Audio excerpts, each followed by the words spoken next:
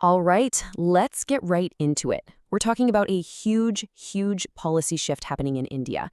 This isn't just some minor tweak. It's a complete overhaul of a law that impacts the lives of millions and millions of people in rural communities. So, what does that mean? Well, to put it bluntly, one of the biggest employment programs on the planet, a real lifeline for so many families, has just been, well, replaced. And what's coming in its place is a whole new ballgame.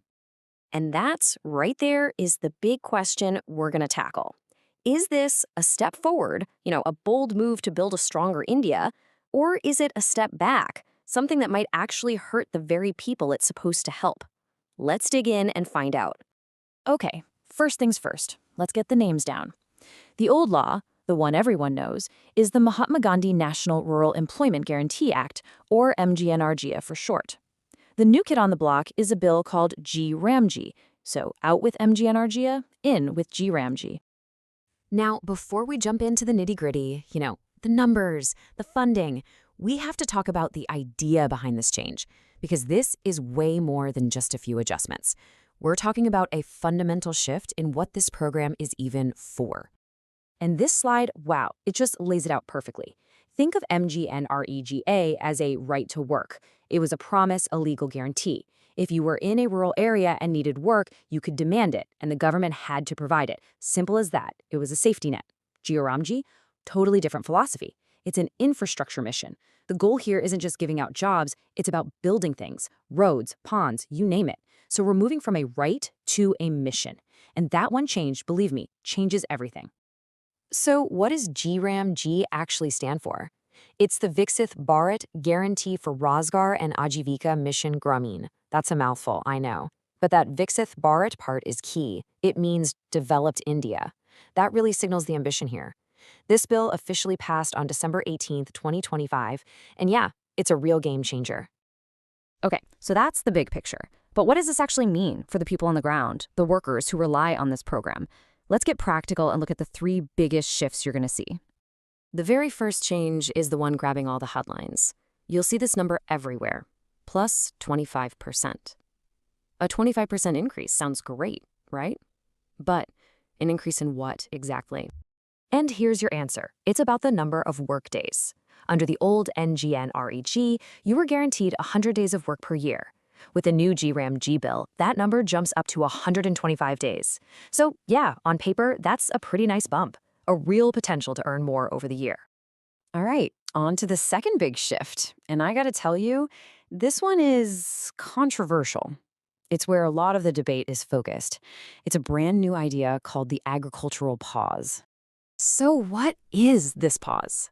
Well, the new law says the government can literally hit pause on the scheme for up to 60 days, especially during busy farming times like planting or harvesting.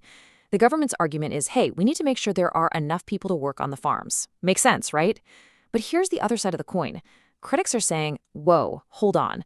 For landless workers, this program is their only leverage. Taking it away, even for a short time, could really hurt their ability to get fair wages from landowners. It basically pulls the rug out from under them. Okay, number 3, the third big shift. And this one's all about following the money. Specifically, who's footing the bill for the workers' wages? Because the entire funding model has been turned on its head. This is a huge deal. Before, it was simple. The central government in Delhi paid 100% of the wages. That's it. Now look at this. It's a 60-40 split. The central government covers 60%, but now the state governments have to cough up the other 40%. And that raises a really serious question. Can some of the poorer states actually afford this?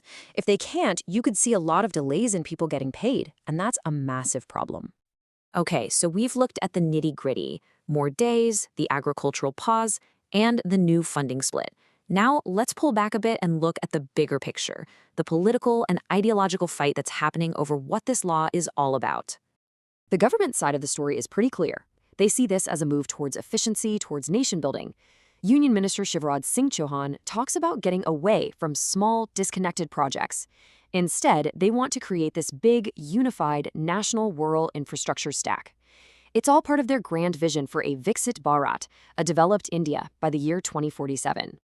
But the opposition, well, they have a completely different take. They're saying that by changing how it's funded and putting a cap on the budget, the government has basically gutted the whole right to work idea. They're even using strong words like conspiracy, arguing that this is a deliberate move to kill the spirit of the original law, to take away that ironclad legal guarantee. This table really does a great job of summing it all up. Look at it. You can see the shift right there in black and white. We go from demand-driven to budget-capped, from 100% central funding to a 60-40 split, from a focus on pure livelihood support to a focus on building infrastructure. The key thing to realize is that this isn't just one or two changes.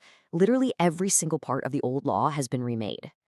But wait, there's more. We haven't even talked about one of the biggest changes of all, and it's happening kind of behind the scenes. It's all about technology. The new law is bringing in a massive digital overhaul to the whole system. So how are they doing it? It's basically a three-step plan. First, biometric authentication, fingerprints, that kind of thing, to make sure the people getting paid are actual people who did the work. Second, geospatial tracking. Every single thing they build, a road, a well, is going to be GPS tagged on a map.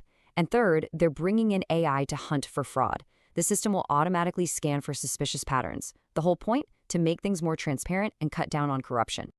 So let's put all the pieces together. You've got more workdays, but also that controversial agricultural pause.